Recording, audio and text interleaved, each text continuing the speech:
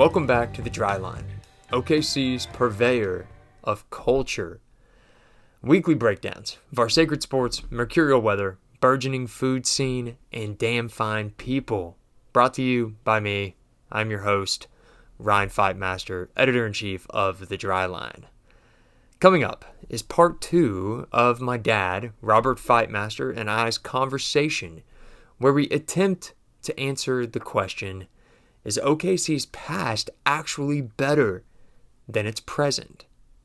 In part 1, we went decade by decade, over about 2 hours, reliving our favorite memories from the places we miss the most around Oklahoma City. All I can say is that after that, I feel like the past around here is criminally underrated. Find me somewhere as cool right now as the varsity. Come at me with it. I'm ready. All right? Next, in part 2, we analyzed the OK Gazette's Best of OKC rankings. Who was deserving, who got snubbed, and some of the winners we've never heard of before.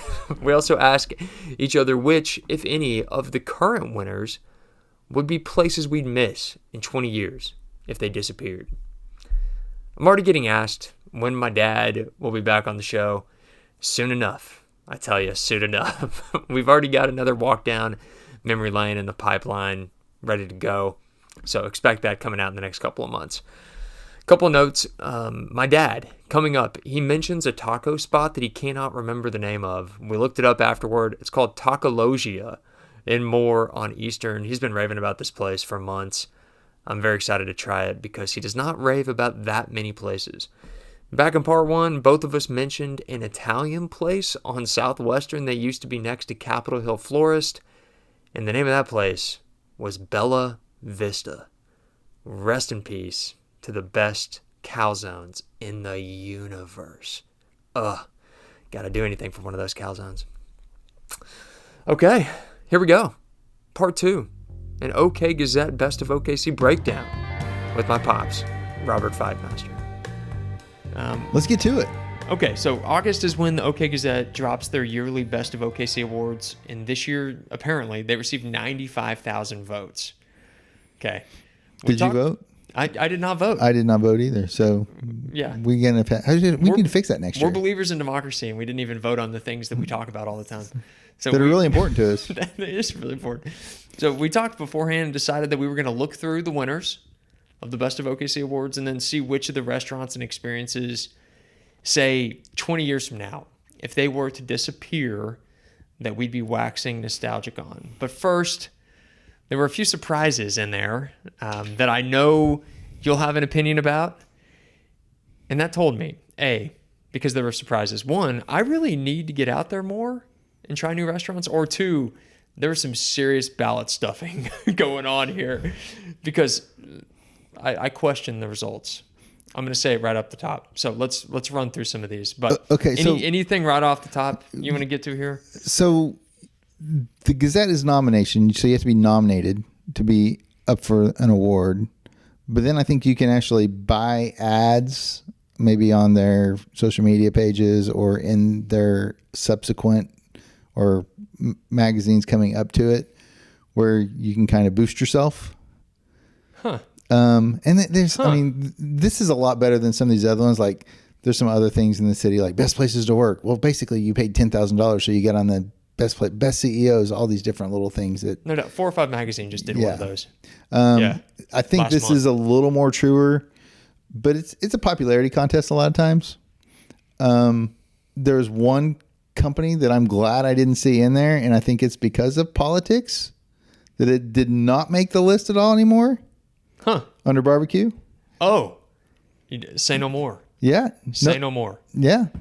Yep. That one I thought was interesting because they had won a lot and it's pretty average, but not in there anymore. There are multiple barbecue companies that I think could fall under what you're talking about, but we'll not go too deep. Not too deep. Okay. Go ahead. Okay. So I'm just going to read you some of the results here. Okay. Best breakfast went to Exceptional Cafe off of Northwest Expressway. Where is that? Good question. Okay. Best brunch went to the Harvey Bakery and Kitchen. Harvey's great. Yep. Makes sense. Best coffee shop, Elemental. Best burger in the city of Oklahoma City, went to the Garage. Best. Okay. Okay, so I like the Garage. Me too. I love think the it's Garage. a fun burger. Yeah, and the burgers are good, and the prices are Their fries are good. great. It's like $8 burger. But if you have not been to the Patty Wagon, Oh God. oh my gosh, you're talking about the freshest beef. I mean, there's something about the way they do. Their buns are just toasted perfectly, hand cut French fries. But I did see, so somebody did a burger contest last year. And they went kind of through like a bracket, like a bracketology type thing. Oklahoma City bracket of burgers. And all those were on there. But I'm excited for them because they're third place, right? Did they get third? Who's third on the burger list? Oh no, that doesn't say. I just see there's only the top listed here. I've got the paper Gazette in front of me. Is the online one? Online tells you who the winners it says are. the order. Yes. Oh. So our friends over at Patty Wagon got third. Oh, they did. Yeah. So if you pull it up online, you can actually see who won. You can see the full list too. And Yes. I saw a link to that. I think they have a QR code that said like see where you ranked or something like that. Yeah. I agree though. The Patty Wagon needs mention for best burger. Yeah. Because the creativity with their burgers is also ridiculous. Mm-hmm. And as our good friend, Yeah. Bryce Music, Yeah. the founder, no longer with us, used to say, the magic of the burger is in the bun. In the bun. It's in the bun. And Bar Arbolada deserves a shout out for best burger. Bar Arbolada serves a Now, ridiculously good burger. I think they make the best. They were on the best bar list. Oh, okay. Yeah. Well, that's deserving too. Yeah. Okay. So best taco, Big Truck Tacos.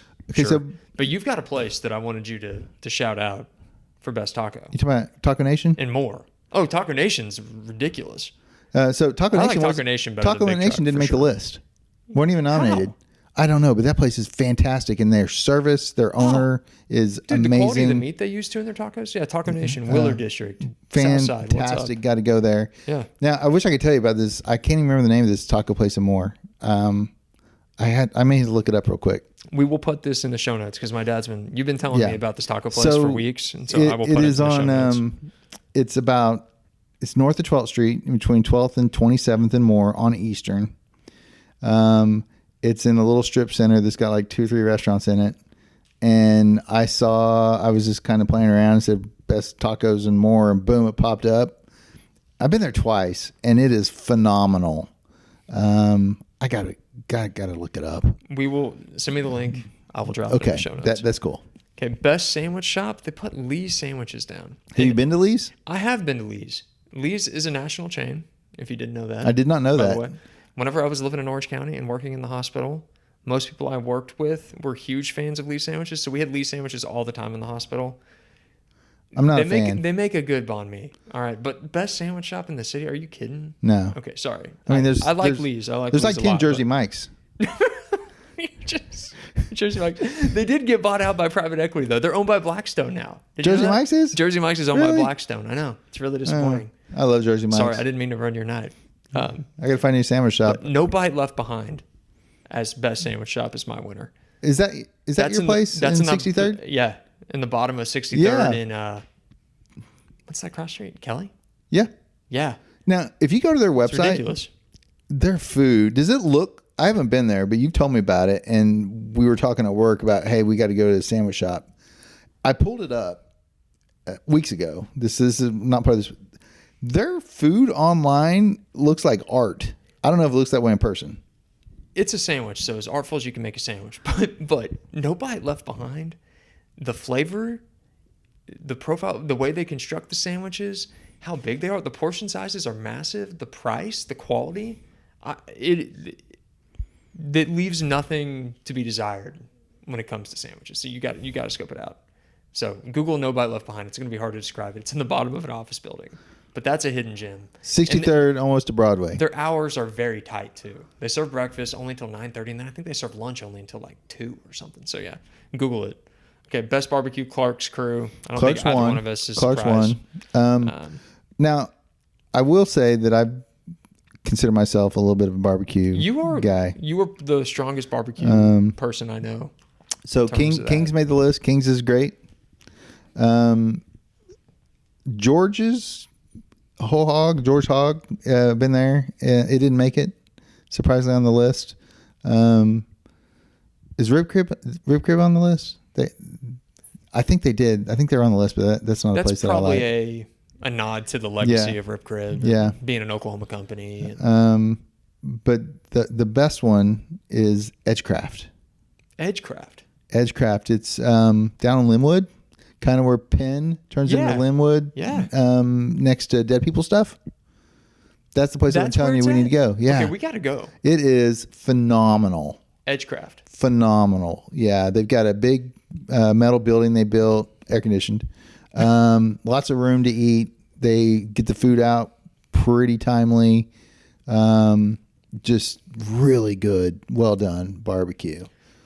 Well, I told you, I've been trying to eat more barbecue since we moved back because the North Carolina barbecue. No, you don't like good. The Oklahoma barbecue. Yeah. It's different. It's just better. Edgecraft's great. It did make the list too, by the way. It's on there. Another one is pretty darn good. Clark Crew is big time. Clark Crew's great. It's great. Another place is pretty good and more. I sound like Jim Traver saying big time. Big time. Right there. Big time. Oklahoma Smoke is really good.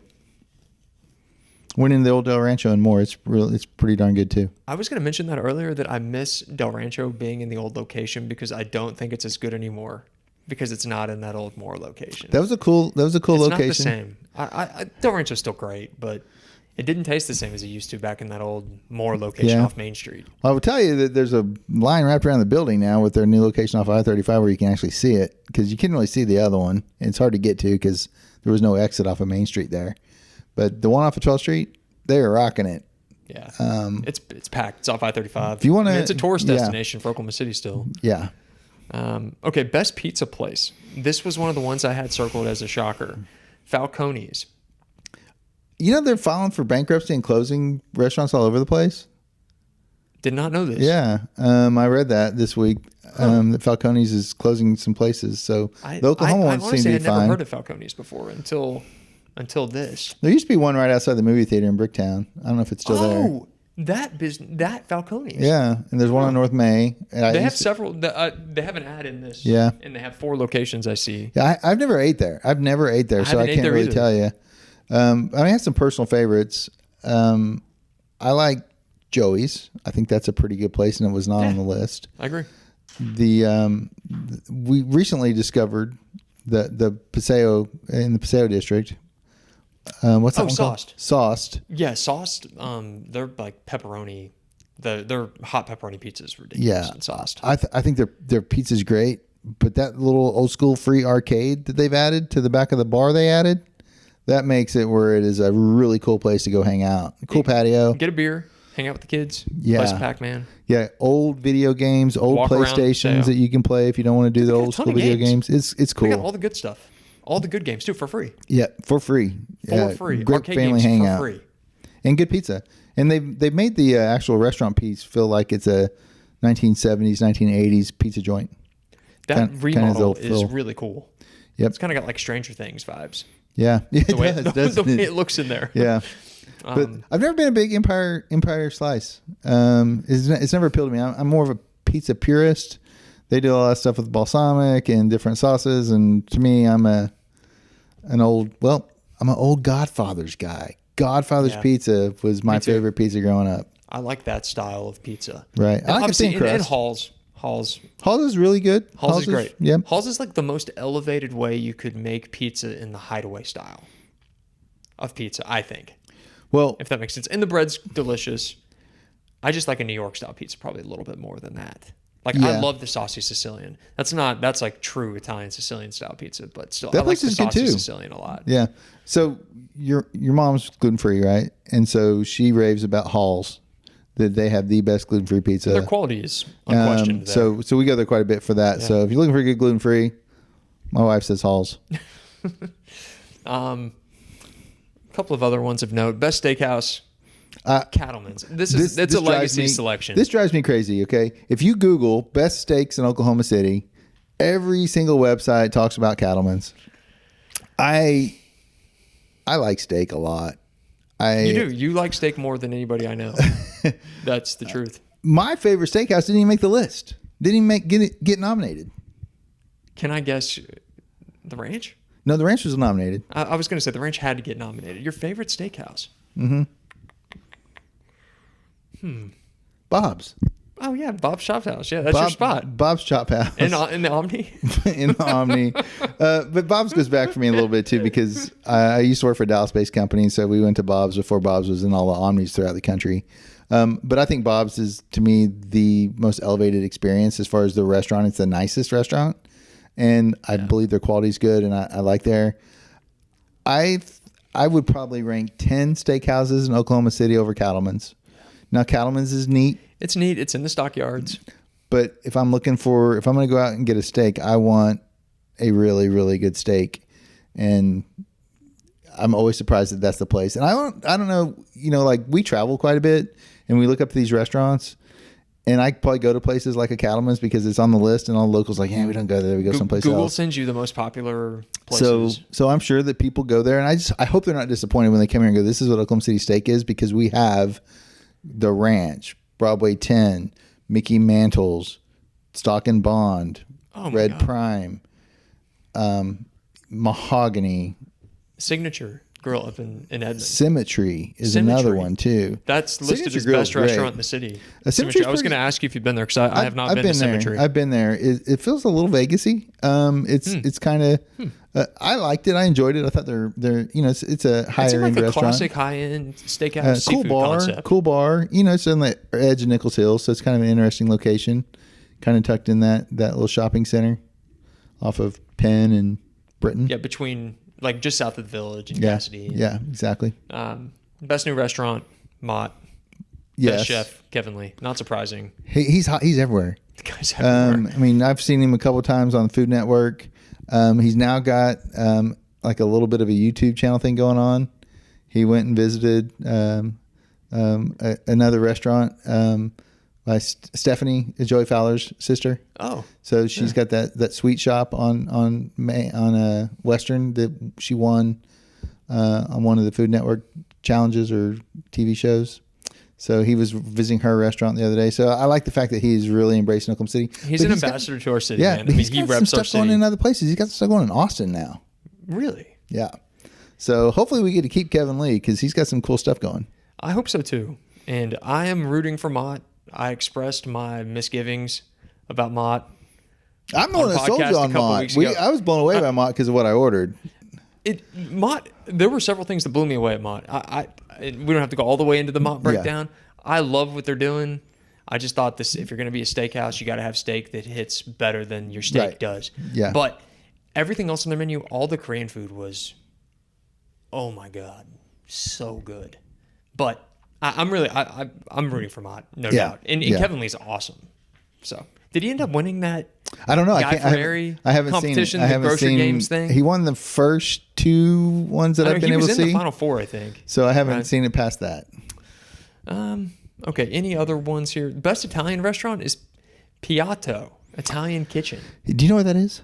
I think it's off of 63rd. It is 63rd and May. Yes. Used to be a steakhouse at one point. I've seen the logo before, but I've never seen the actual location. I've seen it off the street, but so it used to be a steakhouse where you could also buy steaks in the front. I can't remember what it was called, but it's kind of out there in front of it's not PetSmart, but the other pet place. Yeah. I've never ate there. It's a pasta place. They're pasta centric from what I saw. But I don't know anybody, and I don't know anybody that's ever been there. Now, something that did not make the list is Elizabetta. Oh, I didn't even think about that. Yeah, did not make it. You think it's recency bias, or anti-recency bias, just because they haven't maybe been around they can't long get enough? in there. I don't know. It's hard to get into this place. Yeah. But Lori and I went, and we sort of got in by accident. I'll make the story brief, but we decided to go there. We heard he couldn't get in. We went on open table. We booked it, and we're like, wow, look at all these openings. We show up there, and they don't have a reservation for us. And we said, well, no, we got it right here. She's like, sir, we're not on open table. You booked Elizabetta in Florida. It has pictures of the inside of our Elizabetta. Easy to do. It said it was in Oklahoma City. Somehow they got there's some crazy thing, but they were awesome. They got us a table. We didn't even have to wait. The place was booked. It was a special experience, and it was great food, and I can't wait to go back. I've only heard rave reviews about Elizabetta. Yeah. Also, Patrono deserves shout out. Patrono was on the list. Oh, it was on the list that I saw. Patrono's awesome. I've never had a bad thing at Patrono. So, you know, it's you're talking just about a very high batting average restaurant. You know, Patrono, their chef, I think it's Ryan Parrott. I think he's the chef there. That sounds right to me. Yeah. Gosh, I didn't know these things before I actually say who the chef is, right? But they have, like, to me, the best steak in Oklahoma City is at Patrono. The best pork chop of my life. Really? At Patrono. Yeah, they do it well. Okay, last surprise. Well, I guess we already talked about this. I don't think Zach's new place. I don't think that was in the Italian place. Malfi. I don't think Malfi was on the list either. That was surprising to me that it didn't make mention somewhere, or maybe best new restaurant. Maybe it was in the best new restaurant category. But Malfi's is great in the Old Packards. Yeah, it's a I don't know. It's just a fun take. The Malfi Coast. Yeah, Malfi is probably the correct pronunciation. But if the risotto, or not the risotto, the ricotta cake. Oh, that's amazing. The lemon ricotta cake. Yeah, it's going just for the dessert. That's so good. Yeah, delicious. Their homemade pasta too. Awesome. Best restaurant was Paseo Grill, which I haven't been to Paseo Grill in 20 years. I imagine it's still a great restaurant, but it's a little surprising to me that won best restaurant in the city. And again, I think that's one of those legacy picks, because when you think of like great restaurant in the city, Paseo Grill's always in the conversation. Anymore, I mean, my favorite restaurant right now in the city to eat at is Sheesh Mahal. So, I mean, I'm probably not the right demographic here, but like best restaurant, I mean, Mott's in the conversation, Elisabetta's in the conversation, Broadway 10's in the conversation, Patrona's in the conversation. Cheevers was on the list of best restaurants, nicest restaurants too. But Cheevers is one that always pops up. You know, and I'm kind of more, steakhouse is a steakhouse. But what do you do with steak? What do you do with lobster and fish and salmon? That's why I like what Mott's trying to do, because it's not a kind of steakhouse we have in the city, right? You know. But I like Paseo Grill. I think it's a really high quality, good place. But it probably wouldn't rank.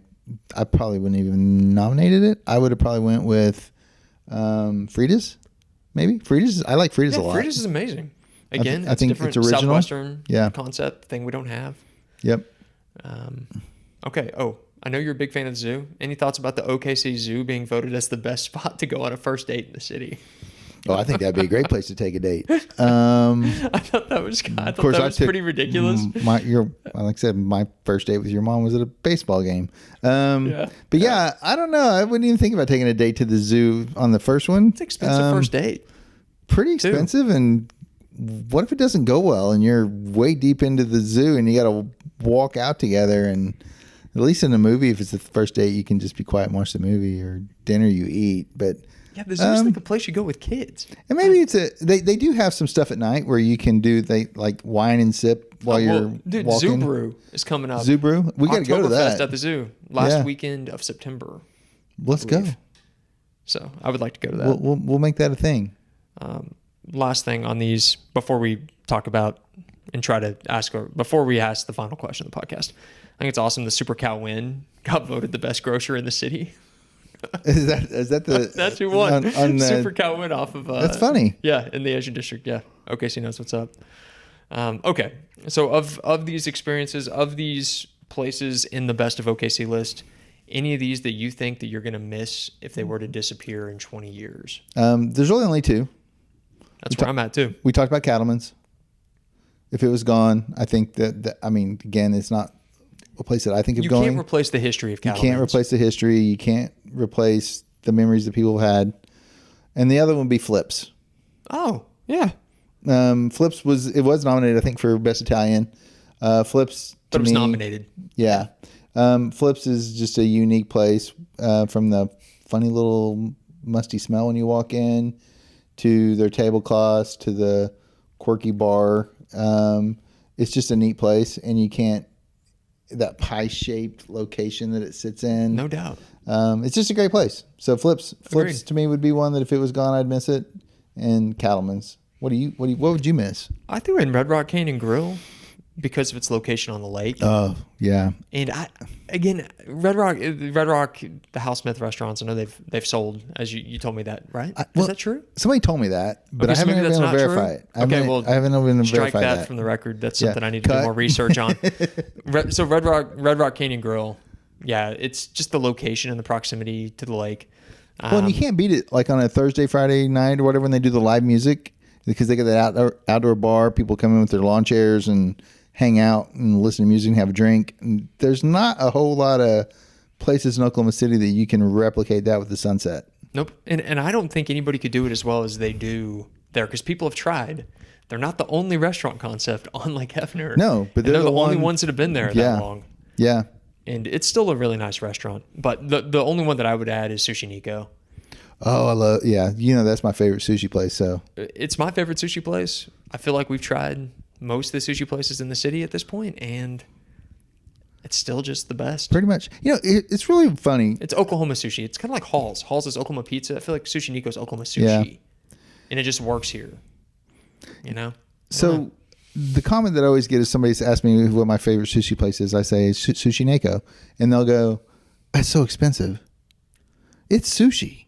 Sushi is expensive. And you can't expect to eat cheap sushi and eat good sushi, right? Well, what are you ordering is the question. I mean, if you go in there and you order 3 or 4 of their specialty rolls at $18 a piece, sure. But when I go, I get maybe one of those rolls, and then I get a lot of like $8 to $10 rolls they still have on the menu.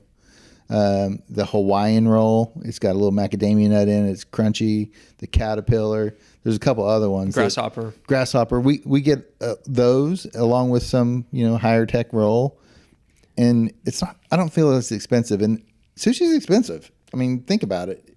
Unless you're getting grocery store sushi, and that's still $12 if you go to Sprouts. No doubt. I guarantee it's like $12 at Sprouts or Whole Foods. Yeah, exactly. To get and it isn't 9 California rolls. It isn't what you get fish, at. Yeah. Or fake crab or whatever. Yeah. So that's a good one. And that location is pretty unique too. They've kind of taken over Will's too. So you can eat on the Will's where the Will's bar part is because they've had such demand. Their little patio on the sidewalk there is pretty cool too on a nice day. I think it's a cool spot. And they've added that new sign too that has the chopsticks and the sushi roll. So yeah, they've done a good job. I think they own Musashi's too. They do. And they own the Will Rogers Theater. Yeah. Yep. So good stewards of the area. Okay, final question for you, Dad. You taking the past or you taking the present OKC after our review here? You can't go back. I mean, you can look back and you can, have some fond memories and stuff, but I'm kind of excited more about the future of restaurants in Oklahoma City, of where our city's going as far as just culturally. We used to be a city that was so heavily dependent on oil and gas. That's still a big part of it, right? But we have so much more to offer than that for young people and jobs. And our beer scene's great. We didn't have a beer scene back in the day. In 2010, we didn't have a beer scene. We talked before just kind of about what the problem was in the 80s and the 90s in restaurants. It was that we had these companies that come in from Texas, and when we got to visit them in Dallas, they were really good, but by the time they got to Oklahoma City, they were really watered down. Totally. The franchise, the On the Borders, the Cheddars, all those Chili's. I mean, you name it.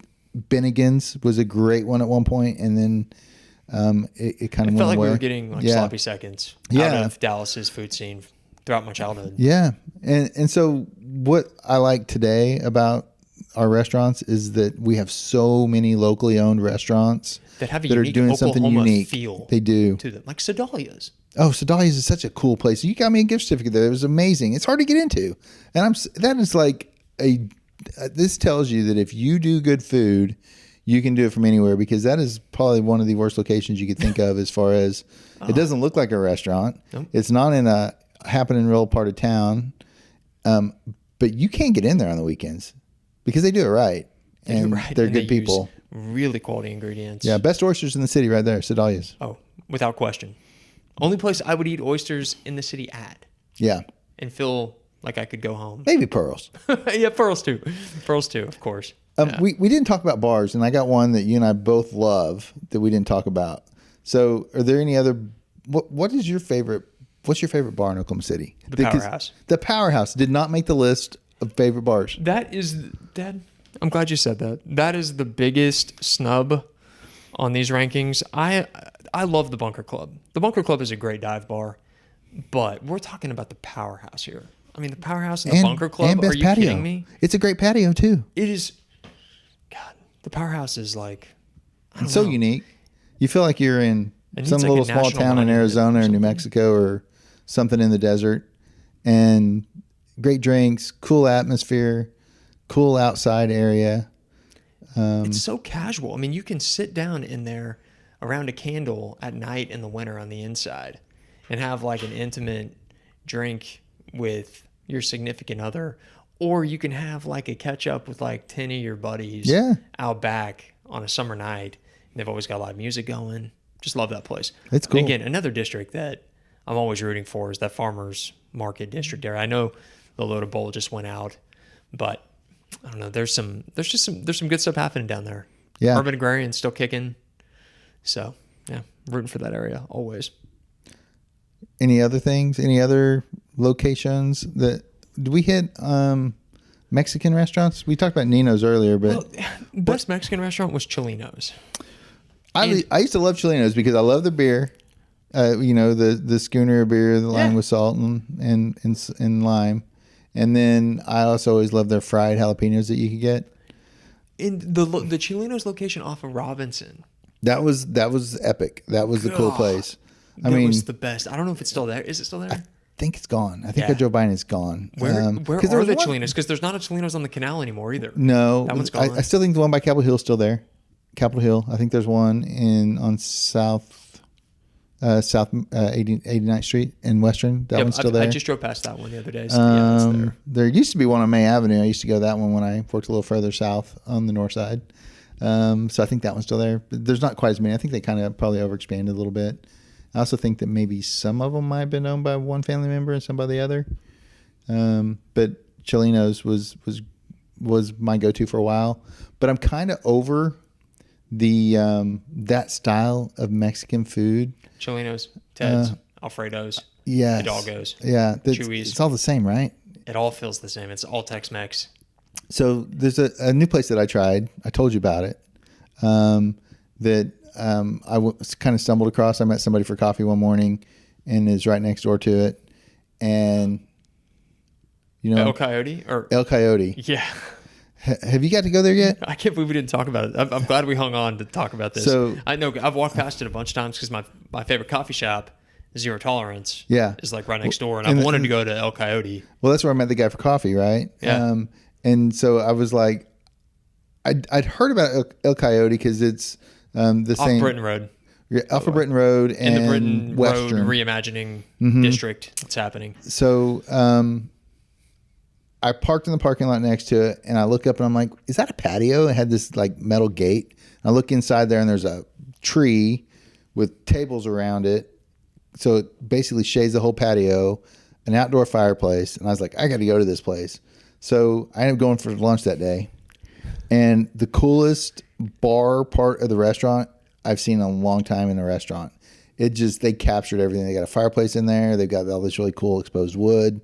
And the food was fantastic. And it's in an old historic building, right? Really cool. It's an old building. Yeah. That whole shopping complex is still original, probably from the 40s, 30s, 40s. Yes. Yeah. And that's kind of the new upcoming Paseo / Plaza type district is that Britton area. There's a Burger Punk over there. There's that was going to be the home of it's an Italian place that's in Plaza. That's also in the airport.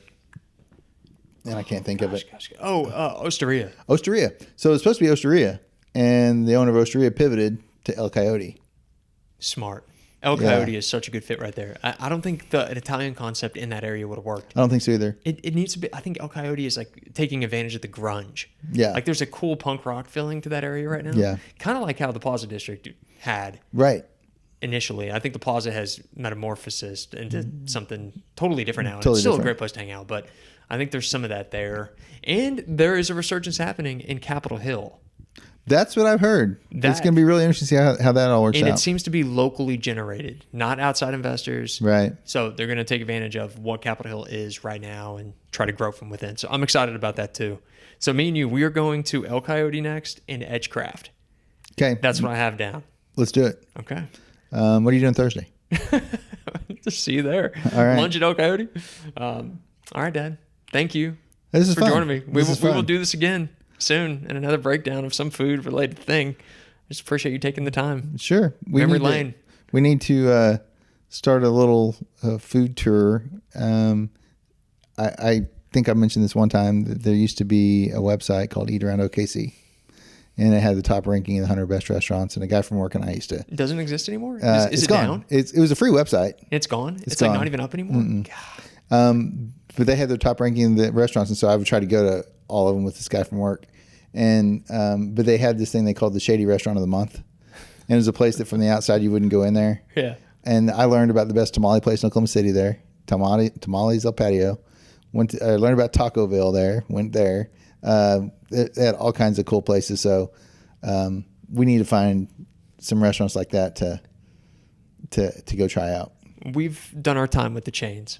Right. We're going into shady restaurants. Only. No more chains. Let's do it. Let's go. All right, man. Hey, this is fun. Thanks, Dad.